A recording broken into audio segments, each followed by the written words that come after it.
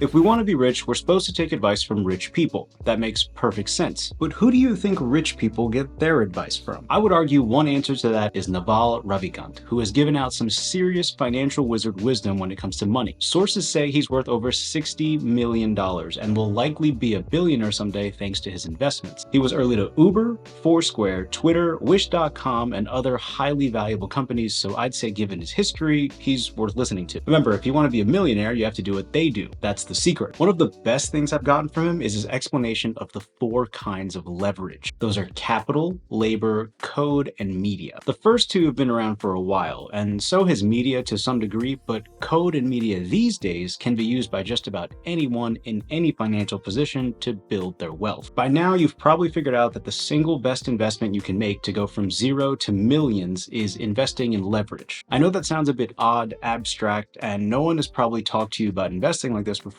so let me explain what I'm getting at. In this video, we're going over each of the types of leverage that Naval discusses, and I'll give you solid examples of how to invest that can take us from where we are to where we want to be. This video is not about investing in the 3x leveraged ETFs or 100x long positions in Bitcoin. That's too risky for me, but because everyone can take advantage of all 4 kinds of leverage at some point, I'll tell you what I'm personally doing to join the Millionaire Club for each type of leverage. Before we get started, remember, I'm not a financial advisor and this is not financial advice, but I can almost guarantee you that every millionaire is using at least one of these types of leverage. Let's get into our first one, capital. So let's say it's the end of the month, all the bills are paid, and now you have a few dollars at the end of the day. Look, that's perfectly fine if you want to buy a couple of cold ones and hang out with the boys, but future millionaires are also considering investing that extra cash. Every time you invest $1, that dollar is going to immediately start working for you, and its job is to recruit more dollars. Those dollars then help get more dollars, and so on until you have an entire army of dollars that's ready to defend you from bills and inflation. So what do we invest our money in? The first option most people think of is stocks. Owning a little piece of a profitable company lets you get the benefits of the profit as well, sometimes in the form of a dividend and sometimes in the form of the stock going up in value. And if you hold it for more than a year and a day, when you sell for a profit, you're actually paying less taxes thanks to long-term capital gains. I'm not a big fan of day trading for this reason, as your profits are subject to short-term capital gains, which are much more expensive. Another option is ETFs, which are baskets of stocks wrapped up into one convenient investment. These are popular because they spread the money across multiple different companies. This decreases risk, and some of them have track records of success going back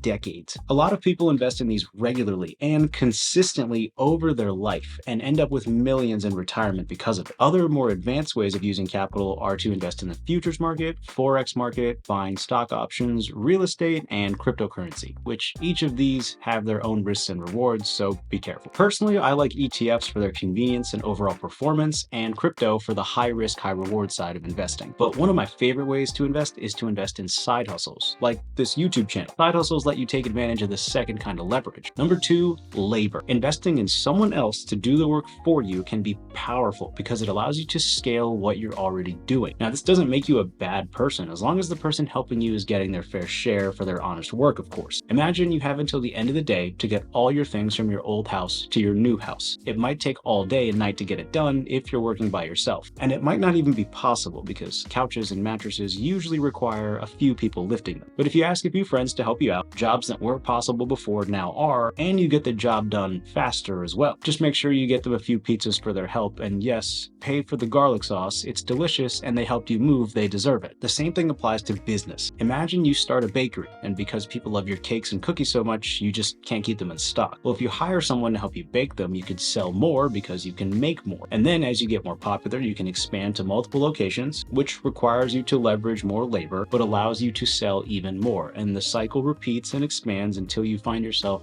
not actually baking anything anymore, but rather running the business as a whole. Speaking more generally, whatever your side hustle or business is, once it starts to gain some traction, consider reinvesting those early profits into labor so you can scale. Mr. Beast said his first sponsorship was for $10,000, and instead of spending it on random stuff, he literally gave it away and made another video out of him doing it. His commitment to reinvesting everything into his videos is one reason why he's at the top of the YouTube mountain. Personally, I'm considering getting help making thumbnails when the channel grows a bit more, and after that, expanding to get help editing, which would free me up to come up with more scripts, film more videos, and ultimately create more content for you. In the meanwhile, the thing that makes this whole YouTube content creation process a lot easier for a solo creator like me is also our third type of leverage. Number 3, code. This is one of the newest types of leverage because it's only been around for the past few years. Technology solves a lot of problems for us. For example, we never have to physically go to a movie theater a few days early if we want to buy tickets. We just order them online now. Someone, somewhere made that possible, and they probably used their software or code to do it. Imagine being the person that created the code that runs payments. Think about every credit card transaction that is being processed every single day. A huge problem for the world is being able to get all that data and sort it efficiently and make sure the money is flowing properly. Payment processors are able to do this for every transaction, and they make serious bank doing it.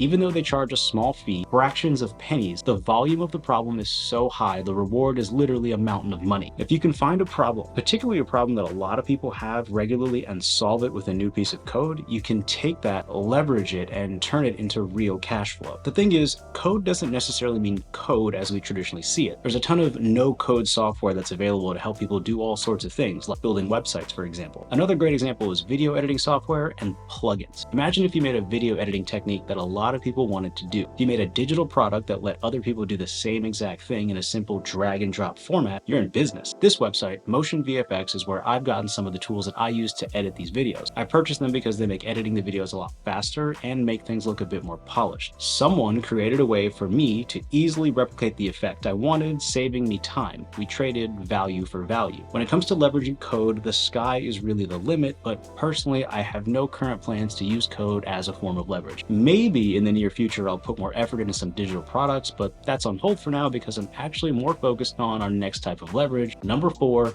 media. TV, radio, and movies have been around for a long time, but have you ever wondered how they make money? One way is by selling ads. Advertising is nothing new, but we don't really always appreciate how much money those ads are worth to companies. Spoiler alert, it is a lot of money. Advertisements are a big part of our American culture. According to one source, the average NFL game has over 100 commercials shown over 4 full quarters of gameplay. That's 300 commercials alone on a typical Sunday during the regular season. That doesn't count Thursday night's game, Monday night's game, college football, or any of the other major sports. Specifically on YouTube, creators who are eligible for monetization can choose to get ad revenue, and they get to see how much each ad is worth. This metric is called CPM, or cost per milli, which means that's how much a YouTuber gets paid for every 1,000 views from ads. CPM varies depending on what a video is about. I've seen the CPM from other creators as high as $50. If you're wondering, it was a video about affiliate marketing. Today, you don't have to know people in the business to make it in the media. Thanks to the internet and social media platforms, you can do it from your home. YouTube runs ads on their videos. TikTok has a creator fund. Recently, X announced ad revenue sharing on its platform as well. And apparently, you can make serious bank on Snapchat these days. Everyone can be a content creator. So bottom line, if you can provide value, get a large enough audience to read or view your content, and get paid for your ads, you're on your way to millionaire status. And media leverage also opens the door to affiliate marketing opportunities and brand sponsorships too. Given that you're watching a YouTube video I made, I think it's pretty self-explanatory how I'm leveraging media. We don't need to talk about my anonymous Instagram page, my anonymous Twitter account, my gaming channel, or my TikTok page, because a while back I decided I was going to pick one thing and stick with it, and that's this YouTube channel. Fun memories, but ultimately not my most successful projects. Now that we got a better understanding of how to use leverage, let's get to work.